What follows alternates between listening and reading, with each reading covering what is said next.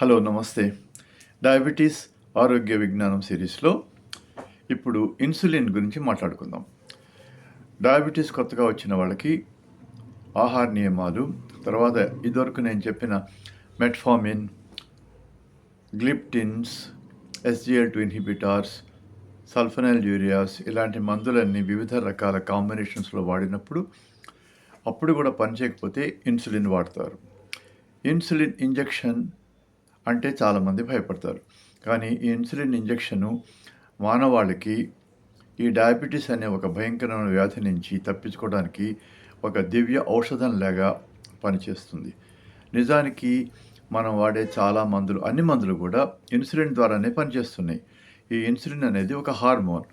అంటే మన శరీరంలో ఉండే గ్రంథుల నుంచి ఉత్పత్తి అయ్యే ఒక రకమైన రసాయనం. అది కణాల దగ్గరికి వెళ్ళి అక్కడ రిసెప్టార్స్ మీద పనిచేసి బ్లడ్లో ఉన్నటువంటి రక్తంలో ఉన్నటువంటి గ్లూకోజ్ని మెటబలైజ్ అయ్యేట్టుగా చేస్తుంది. దానివల్ల శక్తి వస్తుంది. మనం వాడే అనేక రకాలైన మందులు కూడా ఈ ఇన్సులిన్ని ఉత్పత్తి చేయడం ద్వారా కానీ, ఇన్సులిన్ రెసిస్టెన్స్, ఇన్సులిన్ పనిచేయకుండా ఉండటం అనేదాన్ని ఇన్సులిన్ రెసిస్టెన్స్ అంటారు కదా, దాన్ని నిరోధించడం వల్ల కానీ పనిచేస్తున్నాయి. GLP-1 కూడా ఇన్సులిన్ని స్టిమ్యులేట్ చేయడం వల్లనే పనిచేస్తుంది. అయితే మానవాళికి షుగర్ వ్యాధి ఎందుకు వస్తుంది అని తెలియటానికి 1921 దాకా ఆగాల్సి వచ్చింది. అంతవరకు డయాబెటీస్ వ్యాధి ఎందుకు వస్తుందో ఎవరికి తెలియదు, దానికి మందు ఏమిటో తెలియదు. ముఖ్యంగా టైప్ 1 డయాబెటీస్ రోగగ్రస్తులు, అలాగే షుగరు వ్యాధి టైప్ 2 డయాబెటీస్ రోగగ్రస్తులు చనిపోతూ ఉండేవారు తొందరగానే. కెనడాలో 1920-21లో బ్యాంటింగ్ అండ్ బెస్ట్ అనే పరిశోధకులు, దాంట్లో బెస్ట్ అనే అతను మెడికల్ స్టూడెంటే, బ్యాంటింగ్ వీళ్ళొక చిన్న ల్యాబొరేటరీలో డాగ్స్ మీద, అంటే సునకాల మీద, ప్యాంక్రియాస్ మీద పరిశోధన చేసి దాంట్లోంచి వచ్చే ఒక హార్మోన్, ఒక పదార్థం మనిషి షుగర్ని తగ్గిస్తుంది అని కనిపెట్టారు. దాని తర్వాత మెక్లియాడ్ అనే అతను ఈ రీసెర్చ్ ప్రాజెక్ట్కి ఓనరు. దాని తర్వాత మరొక సైంటిస్టు కోల్లమ్ అనే ఆయన దాన్ని ప్యూరిఫై చేసి ఒక పేషెంట్కు ఇస్తే అతని రక్తంలోని షుగర్ ప్రమాణాలు బాగా తగ్గిపోయినాయి. అదే మొట్టమొదటిసారిగా ఇన్సులిన్ షుగర్ని తగ్గిస్తుందని కనిపెట్టబడిన ఒక మహా ఘట్టం. అప్పటి నుంచి ఇన్సులిన్ అనే పదార్థాన్ని ప్యూరిఫై చేసి, పరిశుభ్రం చేసి టైప్ 1 డయాబెటీస్ ఉన్న వాళ్ళకి ముఖ్యంగా ఇస్తే వాళ్ళకి షుగర్ తగ్గి వాళ్ళు చాలా కాలం బతకటం, ఆరోగ్యవంతులుగా ఉండటం జరిగింది. ఈ బ్యాంటింగ్ అనే ఆయనకు ఆయన రీసెర్చ్కి అనుమతి ఇచ్చిన ల్యాబొరేటరీ ఓనరు ఆయన మెక్లియాడ్ అనే అతనికి నోబెల్ ప్రైజ్ ఇచ్చింది. బెస్ట్ అనే మెడికల్ స్టూడెంట్కి ఇవ్వనందుకు బ్యాంటింగ్ అప్పుడు చాలా కోపం వచ్చింది.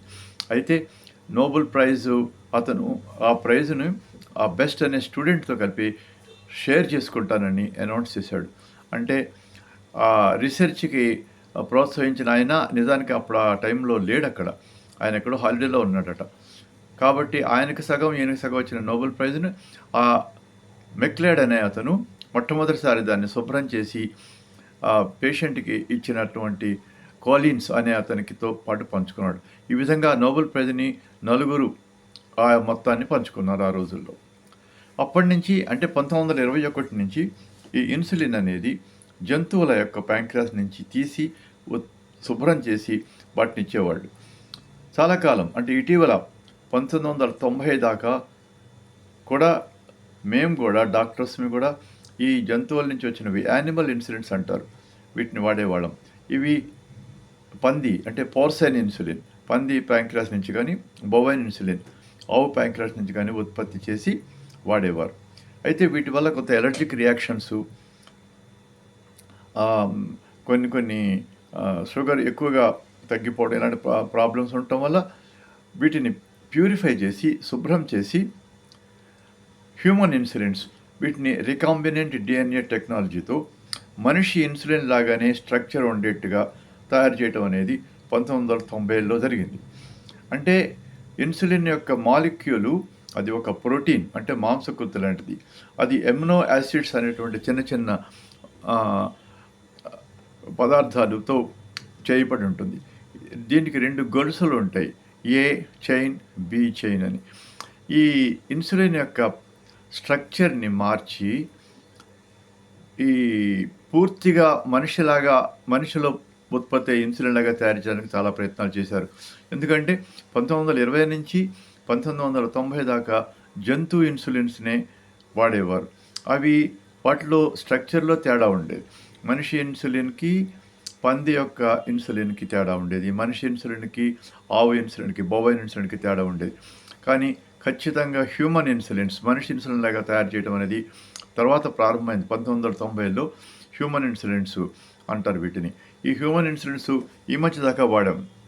ఆ తర్వాత ఏం చేశారు, ఈ హ్యూమన్ ఇన్సులిన్స్‌లోని స్ట్రక్చర్‌ని రికాంబినెంట్ టెక్నాలజీ అంటే ఈకోలై అనే బ్యాక్టీరియాలో జీన్స్ ప్రవేశపెట్టి, హ్యూమన్ జీన్స్ ప్రవేశపెట్టి, అది హ్యూమన్ ఇన్సులిన్ లాగానే తయారు చేసింది రికాంబినెంట్ డిఎన్ఏ టెక్నాలజీ. అయితే ఆ హ్యూమన్ ఇన్సులిన్‌లోనే ఎమినో యాసిడ్స్ స్థలాలు మార్చి హ్యూమన్ ఇన్సులిన్ కంటే ఎక్కువ శక్తితో పనిచేసే ఇన్సులిన్స్ తయారు చేసే టెక్నిక్ కనిపెట్టారు.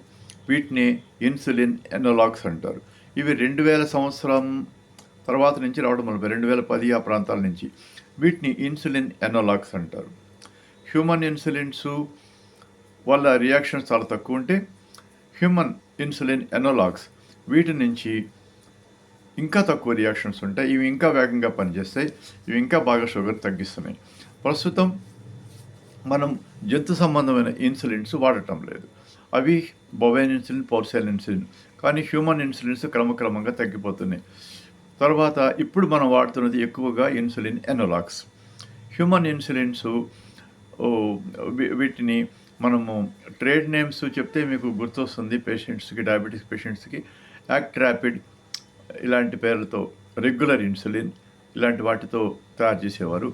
అయితే ఇన్సులిన్కి 6 గంటల సమయమే అది పనిచేయటం వల్ల 4 ఇంజెక్షన్స్ చేయాల్సి వచ్చేది, లేదా భోజనం ముందు చేయాల్సి వచ్చేది. అందువల్ల అది ఎక్కువగా పనిచేయడం కోసం అని చెప్పేసి వాడిని జింక్తో కానీ, ప్రోటమైన్ అనే పదార్థంతో కానీ కలిపి మెల్లగా శరీరంలో రిలీజ్ అయ్యేట్టుగా స్లో ప్రిపరేషన్ తయారు చేశారు. అవి insulin zinc suspension, insulin NPH neutral protamine Hagedorn insulin ఇలాంటివి. ఈ ఎన్పిహెచ్ ఇన్సులిన్, ఐజెడ్ఎస్ ఇలాంటివి కూడా ప్రస్తుతం మనం వాడటం లేదు. కానీ చాలా కాలం వాడాం. పైగా రోజుకి 2 ఇంజక్షన్లే తీసుకునేట్టుగా ఒక 6 గంటలు పనిచేసే ఇన్సులిన్ని, 12 గంటలు, 18 గంటలు పనిచేసే ఇన్సులిన్ని కలిపి మిక్స్డ్ ఇన్సులిన్స్ కూడా చాలా కాలం వాడాం. అంటే పొద్దున, సాయంత్రం ప్రతి 12 గంటలకి ఇచ్చే ఇన్సులిన్స్.